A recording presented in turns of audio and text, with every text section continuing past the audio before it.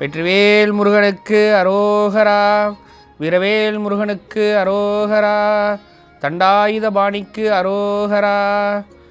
ஊழிக்காலம் கந்தன் காலம் என்பது சான்றோர் வாக்கு. இந்த ஊழிக்காலத்தில் கந்தனோடு கந்தனை ஒட்டி அநேகமான மூட நம்பிக்கைகள் கந்தனுக்கு ஒவ்வாமையை வழங்குகிறது. ஆருடத்தின் பெயராலும் சகுனங்கள் சாத்திரங்களின் பெயராலும் கந்தனுக்கு களங்கத்தை விளைவிக்கும் கூட்டம் இன்று பக்தி என்ற பெயரில் அறியாமை கூட்டமாக உருவாகி இருக்கிறது. அது கந்தனுக்கு ஒவ்வாமை தரும் பட்சத்தில் அடியனை போன்ற சில திருமுருகன் அடிமைகளை அவன் தேர்ந்தெடுத்து திருக்கனவின் வாயிலாக சில விடயங்களை புகுத்தினான். அதை உலக மக்களிடம் கொண்டு சேர்க்கும் பொருட்டு சில திருப்பணிகளை செய்யுமாறு அடியேனை பணித்தான். ஒரு முழுமதி நன்னாளில் திருக்கனவின் வழியே நாயேனின் கனவில் தோன்றிய கந்தபெருமான் திருச்சிரளைவாயின் ஆறுமுக விலாசத்தை மேலே பிளந்து தோன்றிய கந்தபெருமான் அடியேனுக்கு திருக்குறிப்பை தந்தருளினான். அதன்படி படைப்புகளை ஆற்றி வந்த அடியேன் இந்த ஊழி காலத்தில் பக்தியோடு ஒட்டி கொண்டிருக்கும் ஒவ்வாமைகளை அறுத்தெறிய விளியங்களின் ஊடாக ஒரு வலையொலியை உருவாக்க ஆணை பிறப்பித்தான். அந்த வகையில் நெடுகால முயற்சிக்கு பின்னர் இன்று சென்னிமலையில் அதற்கான கருவை விதைத்து சிவன்மலையில் அதன் பெயர் உருவாக்கம் பெறுகிறது. முருகப்பெருமான் தந்தருளிய திருக்குறிப்புகளை ஒரு கட்டுரையாக எழுதி அடியேன் உங்கள் முன் அதை மடலாக வாசிக்கிறேன். குரல் எனது, முருகப்பெருமான் தான் விரல் அது. கந்து இனி கந்தன் தருவான் எதிர்காலம். கல் தோன்றி மண் தோன்றா காலத்தே முன் தோன்றிய மூத்த குடி தமிழ்குடி. அந்த தமிழ்குடியின் தலைமகன் தலைத்தெய்வம் நம் கந்தபெருமான். அவனை இயல்போடு இலக்கியங்கள் வழியாக அவன் தந்த தமிழின் ஊடாக எடுத்து எம்பும் வலையொலியே இது. அதன் பெயரே கந்து. இறைவனை பற்றி பேச ஆயிரம் வலையொலிகள் இருக்க அதிலிருந்து கந்து எவ்வாறு மாறுபடுகிறது? இது மாறுபடவில்லை அடியார் பெருமக்களே, முற்றிலும் வேறுபடுகிறது.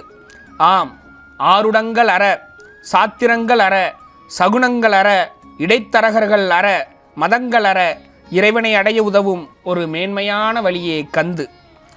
ஆழிப்பேரலையில் ஊழிப்பேரலையில் திருவிழிச்சல் என்னும் மாநகரில் கந்து வெளிப்பட்டது. அந்த கந்து தமிழ் கடவுளின் தொன்மையை எடுத்துரைத்தது. அதுபோலவே இந்த கந்து பேரலையும் புதையுண்ட பல விடயங்களை வெளிக்கொணர இருக்கிறது. ஒருவன் 1000 மொழிகளை பேசலாம், ஆனால் தாய்மொழி ஒன்றே. அதுபோலவே கந்தனுக்கு 1000 மொழிகளில் பூசை நடக்கலாம், பல நாடுகளில் அவன் இருக்கலாம், ஆனால் தமிழ் மொழியே அவன் தாய்மொழி, தமிழ்நாடே அவன் பூர்வீகம். இன்றிருக்கும் தமிழ்நாடு என்பது எல்லைக்கு உட்பட்டது. நான் கூறுவது எல்லையில்லாத தமிழ்நாட்டை பற்றி. ஆம், அண்டம் முழுதாலும் அண்ணல் நம் கந்தபெருமான் நீடூழிவாளி. உலகிலுள்ள எல்லா மொழி இலக்கியங்களிலும் முருகனை பற்றிய பதிவுகள் இடம்பெற்றுள்ளன. ஆனால் தமிழ் மொழி இலக்கியங்களோ முருகனை பற்றிய பதிவுகளை மட்டுமின்றி அவனை படைப்பாளனாகவும் காட்டுகின்றன.